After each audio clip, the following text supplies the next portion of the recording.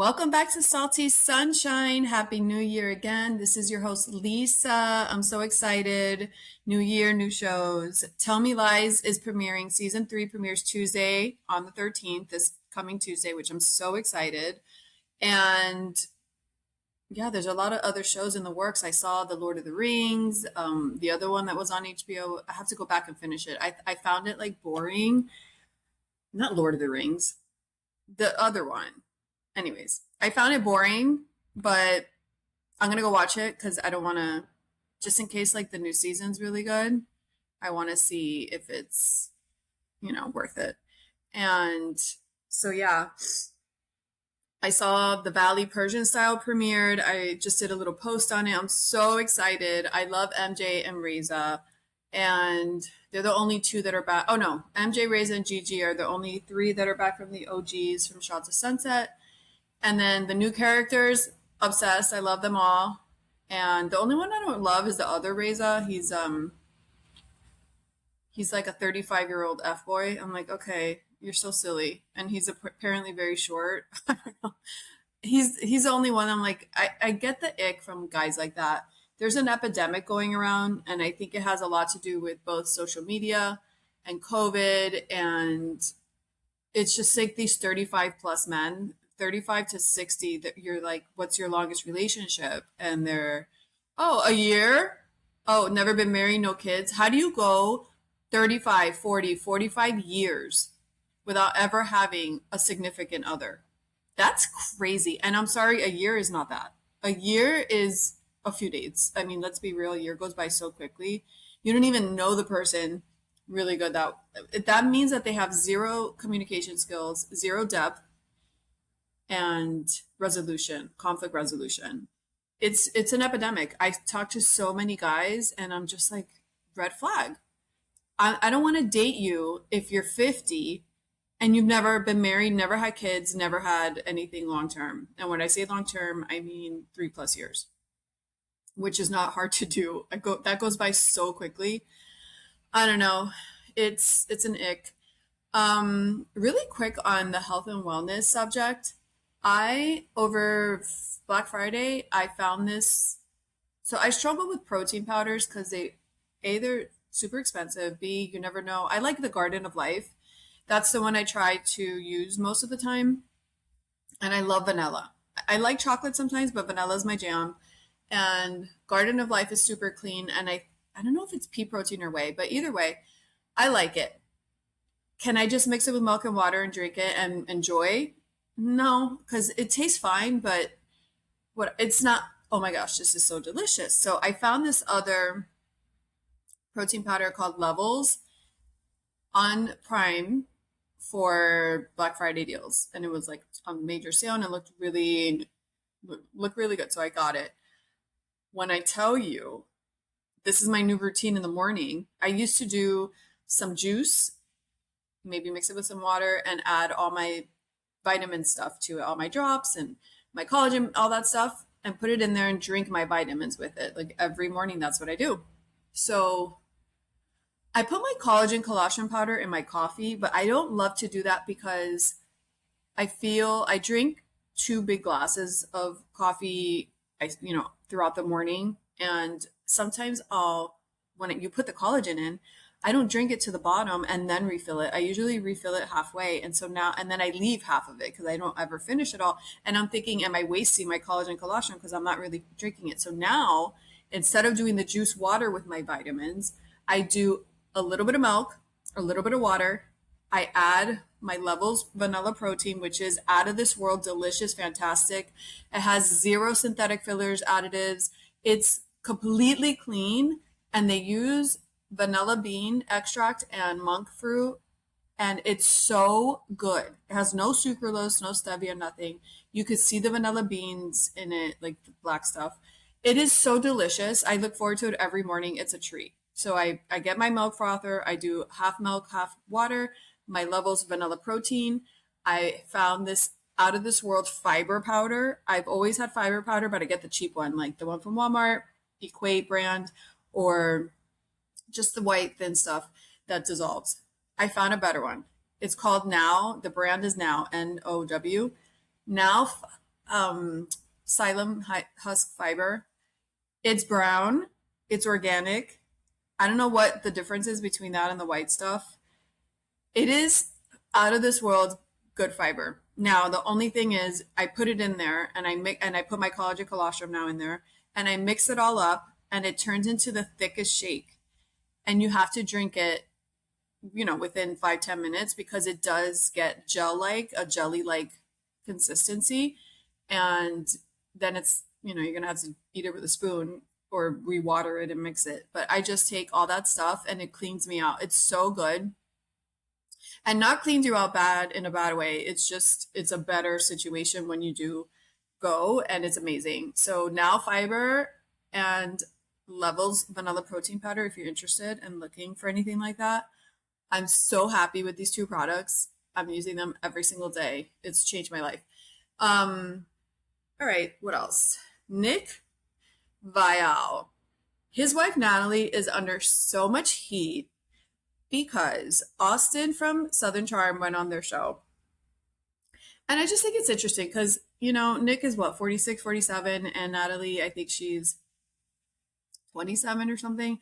When they met, she was 24, 25. It's so crazy. She's literally a child, not now, but she was, but she's still the contrast is so evident between him and her. Even though he looks young, he's not. It's not that he's not young. He is young. He's 46, but he's not as young as her. And the way she speaks is embarrassing. And the way she has him speaking is embarrassing.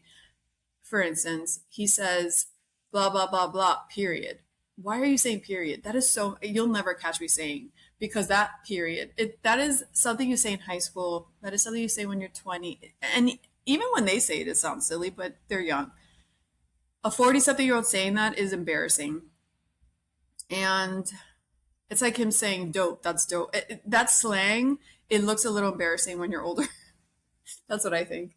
But she's getting heat because he goes on the podcast and they're like a few minutes into talking and she's like, oh, so yeah, I know your sister died. And he's like, his leg starts to shake, like go up and down. And she's like, what cliff did she fall off of? She just said it so nonchalant, and it was just her delivery that was a little odd.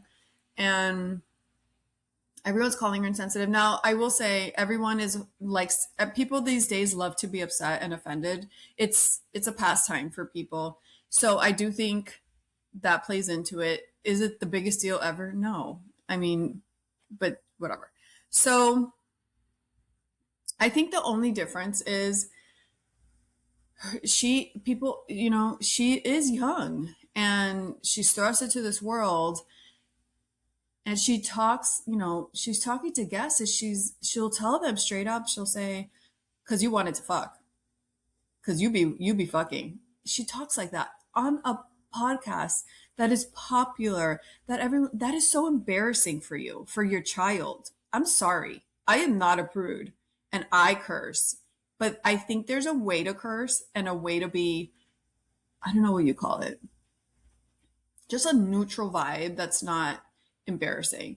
I think her telling guests that she just met and she doesn't even know, you be fucking, that's not appropriate. That's what it is. She's just not appropriate, but she's young. She doesn't know. And apparently Nick doesn't tell her, or he does and she doesn't listen. But I find that the most jarring is the slang that they use. And it's interesting too, because everyone that works on the Viall Files, they're so young compared to him. Why does he have such young people? Why doesn't he get people more his age? It's his podcast and he's there with a bunch of little kids. It's just weird to me. I don't know. It's a little bizarre, I think. I love that podcast though. Don't get me wrong. I listen to it every single day. It's one of my main ones in rotation, but I could be objective and say what I feel about certain things. I love his Ask Nicks. I don't agree with everything he says, but I could be objective and see, I'm not a crazy person. Apparently it's going around that people can't just disagree with certain things and still enjoy, content. I can. I can disagree and still enjoy content, just like members only Palm Beach people, because they mention Mar-a-Lago or they mention Trump, they can't fathom trying to enjoy the show. And I can, because it's not that serious and you can't control the world. I don't know. I just don't get how you can't compartmentalize. Whatever. Ashley Tisdale draw. Oh wait, going back to Viall Files. So that happened with Austin from Southern Charm. But also, speaking of members only Palm Beach. So Hillary was on Juicy Scoop. Heather McDonald had Hillary from members only on Juicy Scoop. And because, Heather's friends with Jill Zarin, and Hillary's best friends with Jill Zarin. So I guess Heather's hung out with Hillary. And so it's interesting because she went on there and she talked a little bit about Roslyn. And Heather didn't ask the pertinent questions, I'm not going to lie. She didn't say, oh, what was that thing you mimicked at the end in the finale? Because remember, if you watch the show at the end, they didn't cut and she thought they did. And she said something of, there is a way to get people blacklisted and I'm going to do, and she said, she was mumbling, like talking shit. And Heather didn't ask what she said because some of it was inaudible. But anyways, Hillary was saying that Roslyn acts like Miss Goody Two Shoes and as if she's only been married once. But the fact remains that Hillary has been married twice. And to stop playing this little card of Miss Goody Two Shoes. So then Hillary goes on Viall Files. Not Hillary. Rosalind goes on Viall Files. Her smile, and it's creepy. She's such a pretty girl, but I feel like the veneers or whatever and the smile, it kind of creeps me out. But she's too pageant-y all the time. And it was the most bizarre interview because Nick also didn't ask the pertinent questions. I'm like, why are you having these people on if you're not going to give me clarity? So she's on Viall Files, so she can clear the air with what Hillary said on Juicy Scoop podcast, saying that she was married more than once. So Rosalind basically goes into her childhood history and she makes it sound like this dramatic thing. She's crying. And she says she's basically that her mom was abused by her dad. And so was she, that her dad that broke her arm when she was little and the mom was scared for her life. But it's a very weird story because her dad was so dangerous. The mom shipped Rosalind to go live in Israel by herself when she was 16 or 15 or young, in her teens. But why Israel? He didn't ask why did she choose Israel? Because she wasn't from Israel. She doesn't know anyone in Israel. So what?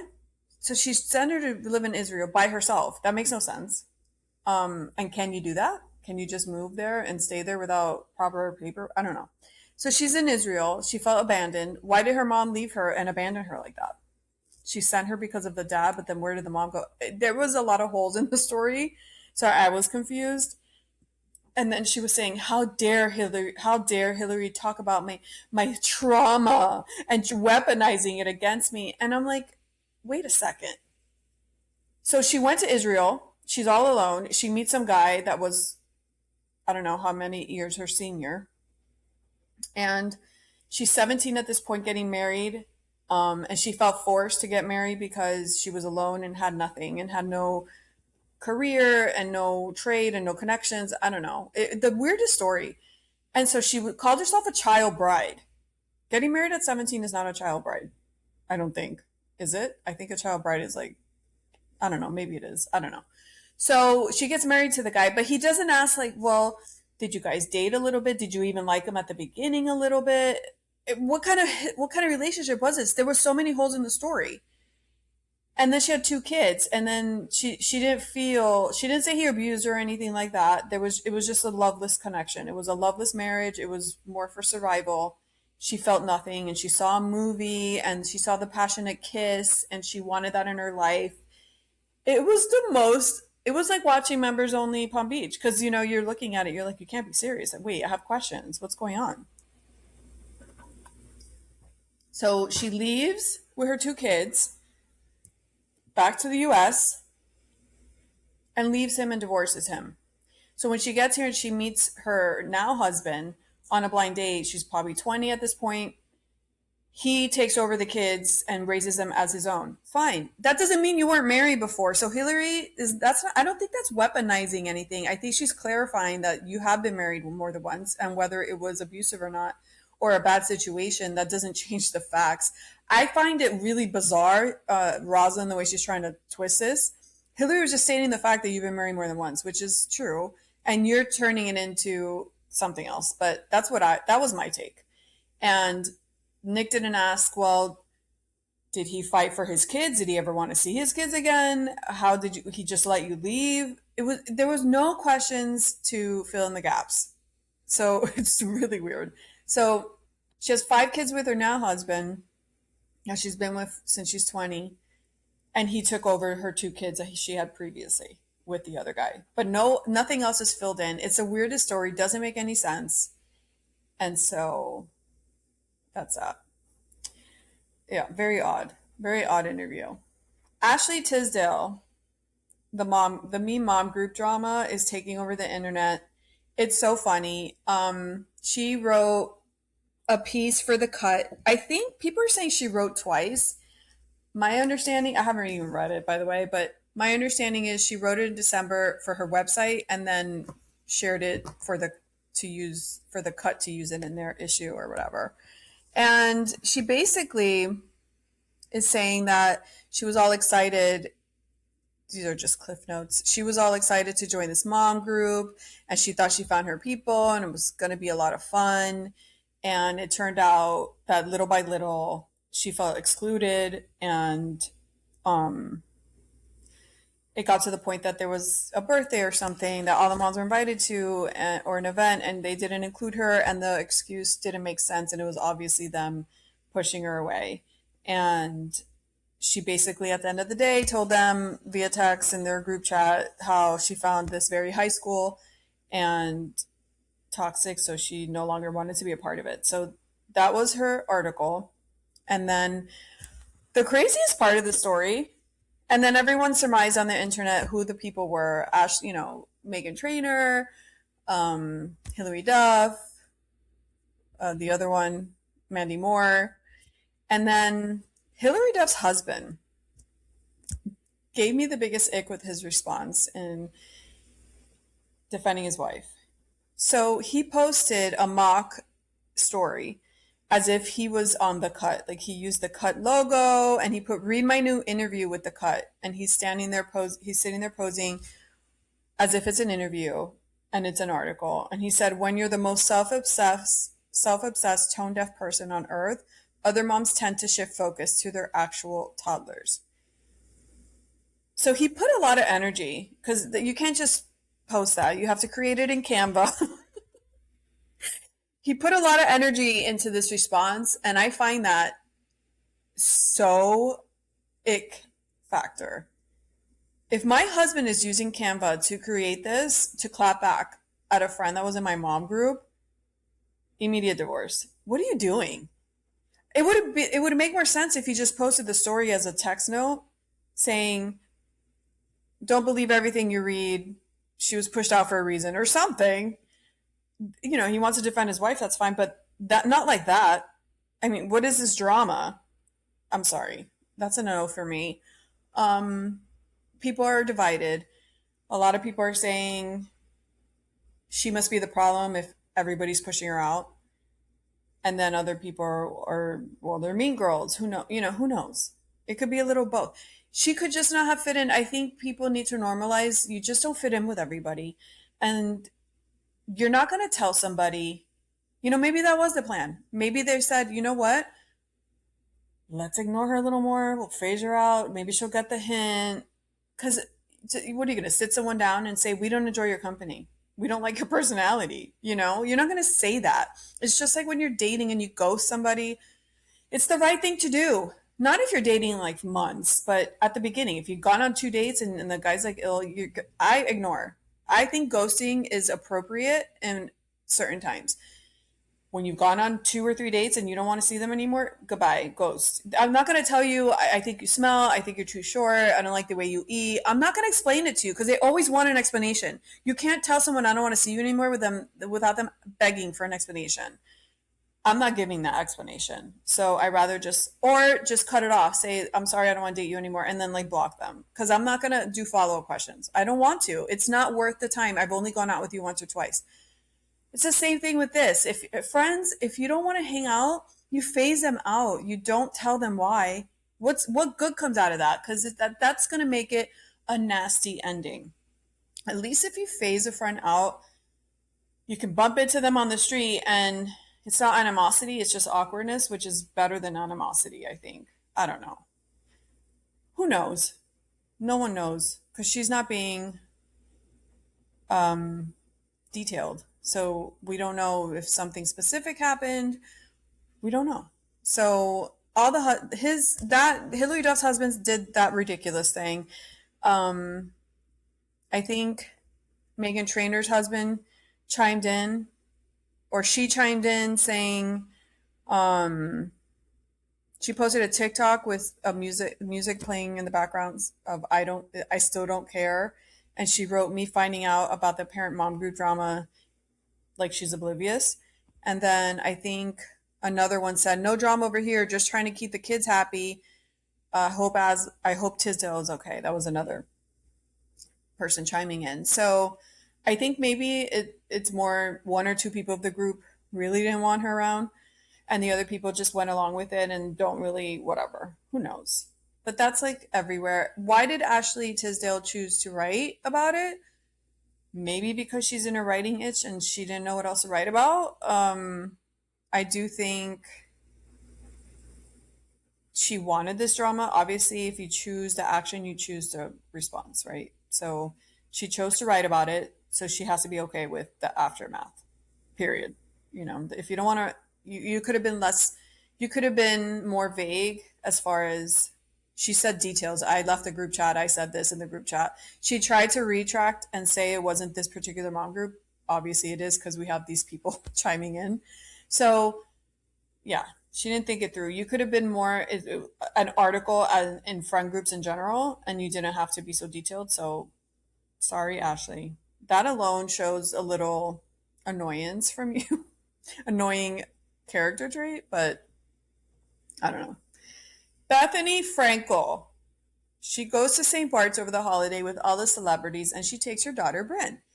And she thought it would be fun because Alex Earl's there and all the cool kids. And she basically came online and said it's not it's cracked up to be. Don't get FOMO. This is not her type of vacation. And when they left early, and when they got back, her daughter told her, "This is not my kind of vacation. Please let's not do this again." Because it was very, you know, celebrity world, cool people, which I can't stand. Not celebrities. I would love to hang around celebrities. I just don't like that one place, like in Miami. There's a place called Sugarfish and Komodo and all these cool places that all the it people go to. You'll never catch me there. I mean, if I'm invited for a drink, I'll go, but it's not something I'm going to do frequently. It's not my vibe. I find the people very cheesy. I find it a little embarrassing in my mind. But I like cool places, don't get me wrong. But there's certain spots like St. Bart's in the holiday. That's where all the celebrities are going. I don't particularly want to be there because like she said, Bethany was saying, listen, nobody's in the present. Nobody's actually, I mean, they're having fun, they're just getting drunk, but everybody's going from place to place wondering what DJ's better, what photo we need, what people do we want to be around more, trying to go from place to what's cooler. It's too much of a trying to fit into the cool stuff, and that's pressure, and she didn't like it. And overpriced, obviously. So she lucked out that she felt that way and left early because that's when the whole Venezuela thing happened and they cut all the airway from all these Caribbean islands. So a lot of people, celebrities got stuck on all these islands and not and non-celebrities. Can you imagine being on a week or two vacation for the holidays and not being able to come back home? First of all, the cost. And if the cost is not an issue for you, just the fact that you want to come home and you can't and you don't know how long it's going to be and your kids are missing school, I mean, that's awful. That's awful. You get vacation fatigue and you just want to go home. And what if you have animals? Oh my gosh. That's terrible. And she lucked out. And then she came back with a rash and got online and talked all this stuff. So people are, for the most part, appreciative that she's so down to earth. The problem with Bethany, I think, I mean that was fine. I just think she posts too much. I think we don't need to know every thought that comes in your head and every step you take every single day. I feel I've personally not lost interest, but I see it and I'm just like, oh, what now? I think if she posted a little less, it would be more interesting because, if you think of something in particular, then you post every few days or every 2 days. It's different than if you're posting 5 times a day. I think it's too much. I really do. And I see a lot of people say it. It's just too much posting. It's too much. We don't want to know every thought in your head. But I still love her. On the same part thing, Alex Earl and Tom Brady blew up the rumor mill with their dating because they were filmed and she was rubbing his back in circles and she's just drunk talking to some old millionaire hot guy. He's not old, but compared to her, he is. And she's 25 and he's what, almost 50 or something? 40? I don't know how old he is. But listen, Tom Brady is hot and he's rich. Is he the best partner? Probably not. I mean, why would Giselle leave him if he was, right? So I think he's super depressed because his ex moved on. I think a lot of times when you don't step up and act present in your union and the person leaves you, it takes a second for it to settle. And now that she's married and has a new baby, I think it's hit him and I think he's depressed. I think he's depressed about that. And, a guy his stature, anybody that has that kind of money and is good looking, you're going to have a really hard time finding someone you actually connect with. You're not going to have a hard time finding someone in general he can get with anybody, but he probably doesn't want to be with anybody. He probably wants to be with somebody that he actually connects with, and that's not easy. And also, you don't want to be that guy like Brad. You don't want to be, I mean, maybe he does, but I don't think Giselle was like his age. I think people want to be with people. He doesn't seem like a shallow guy, is my point. And he doesn't seem like he just wants to be with like a 20-year-old that has no substance, no connection, no common interest. I think Giselle has a lot of substance. His ex-wife, Giselle Bundchen, she had depth. She was a gorgeous supermodel, but she was also really passionate about things and life and personalities and people and well-being. And once you have that for so many years, and he had that with her, ordinary people are boring, if that makes sense. When you get with a woman that's hot and independent, super onion layered, you can't just go back with some flimsy hot chick. It doesn't work that way. And not that all the hot chicks are flimsy. I'm just saying it's not easy to find that whole package. And Giselle was that whole package. And you could tell that's probably why he's so depressed because he had such a good thing with her and he had beautiful children with her. Yeah. So I think that's what he's struggling with. I think it's not gonna do it. Just some hot 27-year-old. That's not gonna do it. The girl that's just like, no. He wants somebody with substance that he could connect with and enjoy her company. That's what I think. So they came out that the rumor is all baloney. They were just enjoying each other's company for that night because they're in the same island, same place, and that's it. But it made me think of Alex Earl's stepmother. Alex Earl's stepmother, um, what's her name? Her name might be Ashley too. Um, Remember that whole debacle? She had that affair with the congressman or that guy in office. He paid her. She was a kind of an escort type of thing. Because she couldn't make her rent. This was when she was younger, and it came out in the news. And somebody caught it, and it was a whole scandal. So she would date men. They would pay her all that stuff, and he was married, the congressman or whoever he was, and that happened. And during that scandal, then she was seen with Alex Earl's dad. And he was still married and she was the mistress, but she was actually dating Alex Earl's dad. And they met at a bar and now they're married with kids. So,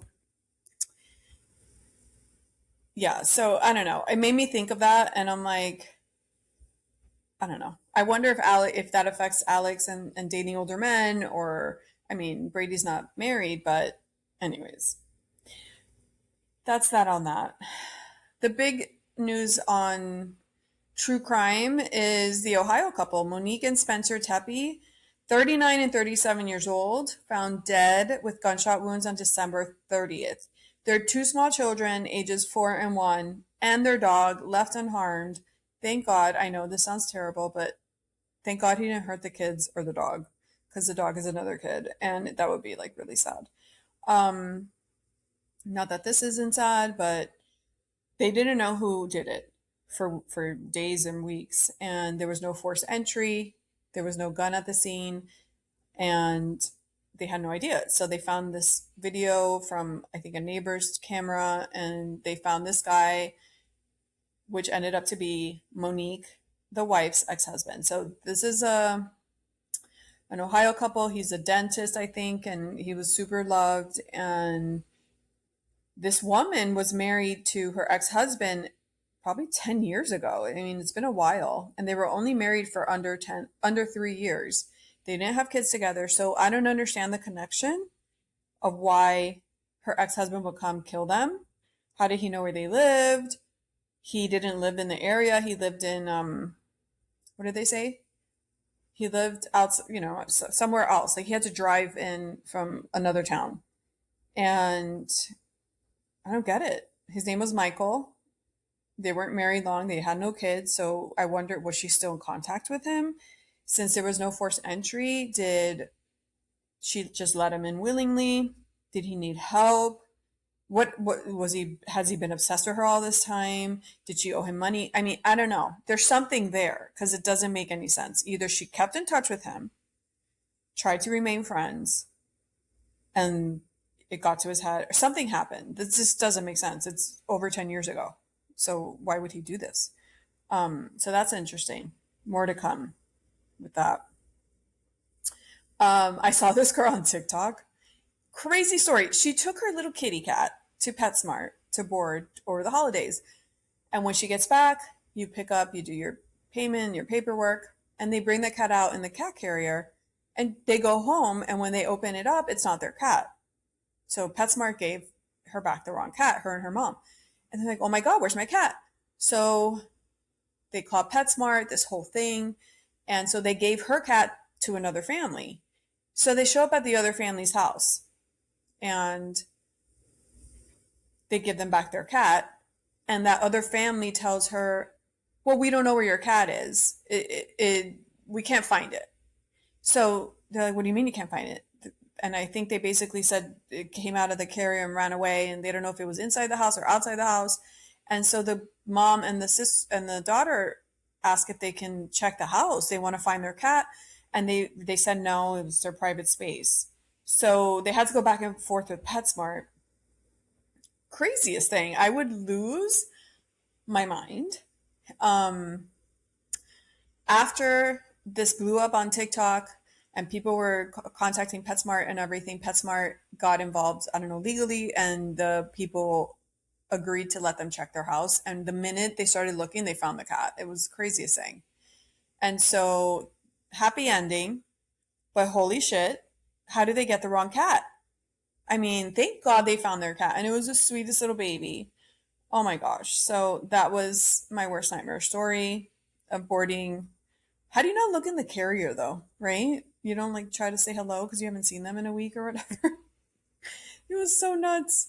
Um, Tyler Chase, the Nickelodeon star that was found home, drug addict, homeless on the street, and then his coworker came in and tried to put him in a hotel, which was the craziest, dumbest idea. The minute I saw that, because you see, they showed he videotaped it. The guy's wasted out of his mind. He can't speak. He doesn't know what's happening.